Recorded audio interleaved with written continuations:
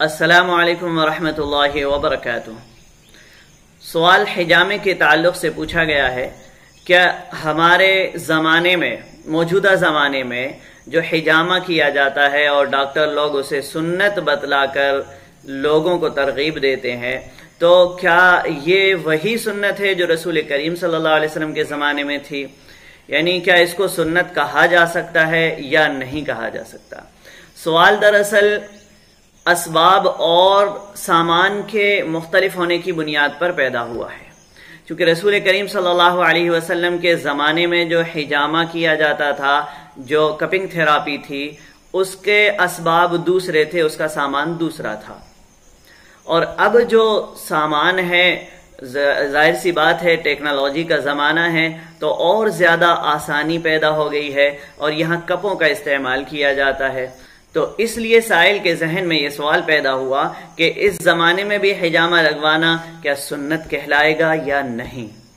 تو جواب یہ ہے کہ سامان الگ ہو سکتے ہیں لیکن طریقہ تو وہی ہے۔ رسول کریم صلی اللہ علیہ وسلم کے زمانے میں بھی حجامے کا مطلب تھا کہ جسم سے، بدن کے اندر سے فاسد اور خراب خون کو باہر نکالنا، اور جو ہمارے زمانے میں حجامہ ہے تو اس کے ذریعے بھی فاسد اور خراب خون کو باہر نکالا جاتا ہے۔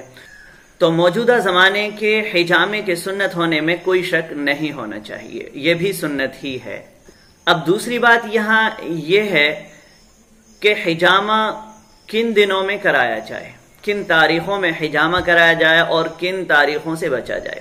تو رسول کریم صلی اللہ علیہ وسلم کی حدیث ہے، حضرت عبداللہ ابن عباس رضی اللہ تعالیٰ عنہ سے مروی ہے، ترمذی شریف میں موجود ہے کہ حضور علیہ الصلوۃ نے ارشاد فرمایا، حجامے کے لیے سب سے بہترین دن 17، 19 اور 21 تاریخ ہے۔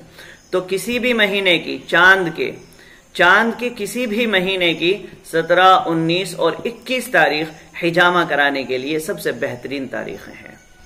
اور دنوں میں سنیچر اور بدھ کے دن سے بچا جائے۔ ایک دوسری حدیث میں ہے کہ جس شخص نے سنیچر کے دن یا بدھ کے دن حجامہ کروایا، پھر اس کو سفید داغ پیدا ہو گئے، تو وہ صرف اپنے آپ کو ہی ملامت کرے۔ اس سے یہ پتہ چلتا ہے کہ سنیچر اور بدھ کے دن حجامہ نہیں کروانا چاہیے۔